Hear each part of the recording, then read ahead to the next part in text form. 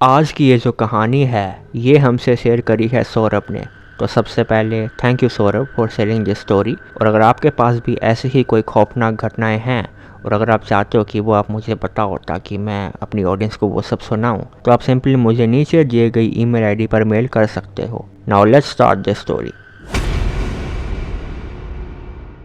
मेरा नाम सौरभ है। मैं वैसे तो उत्तराखंड से बिलोंग करता हूँ, मगर अभी फ़िलहाल मैं मुंबई में रह रहा हूँ और अभी मैं एक कंपनी में as a computer engineer job कर रहा हूँ। मैं काफ़ी टाइम से ये देख रहा था कि मुझे कहीं पर अच्छी सी जॉब मिल जाए, क्योंकि मेरी फाइनेंशियल कंडीशन काफ़ी ज़्यादा वीक हो चुकी थी।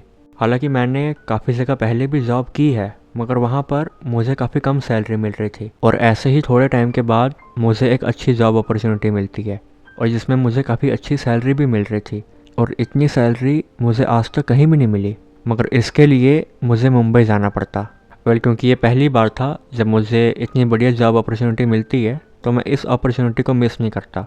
मैं सीधा फैसला करता हूँ कि अब मैं मुंबई जाऊँगा। तो वहाँ पर मैं एक फ्लैट रेंट पर ले लेता हूँ, जो कि मुझे काफ़ी डिसेंट प्राइस पे मिल जाता है, और फिर मैं वहाँ पर काम करना शुरू कर देता हूँ। तो ऐसे ही ना, मैं यूजुअली 7-8 बजे घर पर आ जाता था। और ऐसे ही जब मुझे घर पर वापस आना होता तो मैं पब्लिक ट्रांसपोर्ट से आता, कभी मैं बस से आ जाता, कभी मैं रिक्शा से आ जाता। मगर एक बार ना मुझे काफ़ी ज़्यादा टाइम लग जाता है। मैं जैसे ही अपना फ़ोन चेक करता हूँ तो मैं देखता हूँ कि 9:05 हुए हैं। एंड द वर्स्ट पार्ट, मेरे फ़ोन की बैटरी सिर्फ 10% थी। और क्योंकि तब इतनी रात हो चुकी थी तो मैं रिक्शा या बस का वेट नहीं कर सकता था।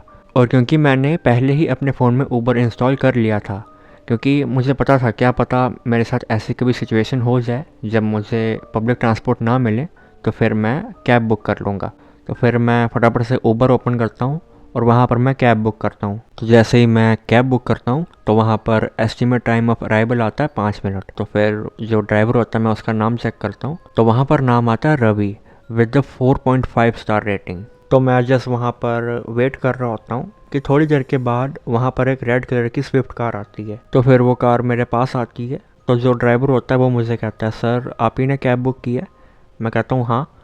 और वो जो ड्राइवर होता है ना, वो दिखने में अराउंड 40-42 का लग रहा था। तो फिर वो मुझे कहता है, सर बैठो मैं आपको छोड़ देता हूँ। तो फिर जब मैं उसकी कार में बैठता हूँ तो ना बस मैं अपने फ़ोन को देख रहा होता हूँ और अभी मेरे फ़ोन की बैटरी सिर्फ 8% होती है। तो उसके बाद गाड़ी आगे को चलना शुरू करती है। तो मैं बस कार में बैठा होता हूँ और मैं खिड़की के बाहर देख रहा होता हूँ कि ना थोड़ी देर के बाद मेरी नज़र गाड़ी के डैशबोर्ड पे जाती है। तो मैं वहाँ पर देखता हूँ कि ड्राइवर जीपीएस का यूज़ नहीं कर रहा, वो खुद ही से गाड़ी चला रहा है। तो मैं उससे पूछता हूँ कि भैया आप जीपीएस का यूज़ क्यों नहीं कर रहे? तो वो ऐसे हंस के कहता है कि सर मैं पिछले 8 साल से ये काम कर रहा हूँ, यहाँ का चप्पा चप्पा जानता हूँ मैं, इधर जो भी सड़क वगैरह है वो सब कुछ मुझे पता है। तो आपने जो एड्रेस बताया है वो मैं जानता हूँ कहाँ है, तो आप टेंशन मत लो, मैं आपको पहुँचा दूँगा।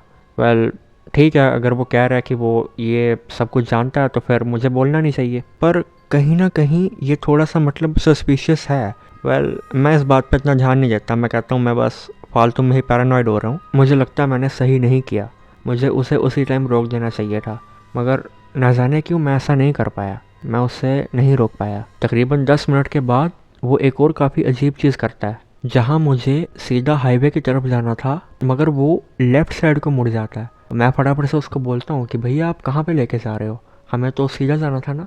तो वो कहता है, सर आप टेंशन मत लो, मुझे शॉर्टकट पता है। तो मैं कहता हूँ नहीं नहीं कोई बात नहीं, जो नॉर्मल रास्ता है बस वहीं से चलते हैं ना। तो वो कहता है, सर कोई बात नहीं, आप टेंशन मत लो, पहुँचा दूँगा मैं। मैं जानता था कि वहाँ पर कोई भी शॉर्टकट नहीं है, बस वही इकलौता रास्ता था। मुझे बहुत डर लग रहा था, न जाने अब मेरे साथ क्या होने वाला है। और जब मैं उस एरिया को देखता हूँ, वो एरिया काफ़ी सुनसान सा लग रहा था। वहाँ पर कुछ पुरानी फैक्ट्रीज थी, कुछ वेयर हाउस और कुछ अबैंडन पड़ी बिल्डिंग्स थी, और आसपास कोई भी लोग वगैरह नहीं थे। और फिर थोड़ी देर के बाद वो मुझसे काफ़ी अजीब सवाल पूछने लगता है, जैसे तुम अकेले रहते हो? तो मैं थोड़ा घबरा जाता हूँ कि यार ये मुझसे ये सवाल क्यों पूछ रहा है। तो मैं झूठ बोल देता हूँ, नहीं मैं अपने कुछ दोस्तों के साथ रहता हूँ। तो जैसे मैं बोलता हूँ वो थोड़ी सी एक अजीब सी स्माइल देता है। तो फिर वो मुझसे एक और सवाल पूछता है। तो वो कहता है, क्या तुम्हारे पेरेंट्स भी यहीं पर रहते हैं? तो मैं फिर से झूठ बोल देता हूँ, हाँ वो यहीं पर रहते हैं। और फिर जब वो आगे कहता है, वो सुनकर मैं डर के मारे कांपने लगता हूँ। तो फिर वो मुझे कहता है, तुम्हें पता है ये शहर रात के समय में बहुत खतरनाक है, तुम्हें यहाँ पर अकेले नहीं आना चाहिए। कहा जाता है लोग यहाँ से गायब हो जाते हैं और फिर वो कभी भी नहीं मिलते। तो थोड़ी देर के बाद मैं अपना फ़ोन चेक करता हूँ ताकि मैं ऊबर ऐप को ओपन कर सकूँ, मगर शायद मेरी किस्मत काफ़ी ज़्यादा ख़राब थी क्योंकि अब मेरा फ़ोन डेड हो चुका था।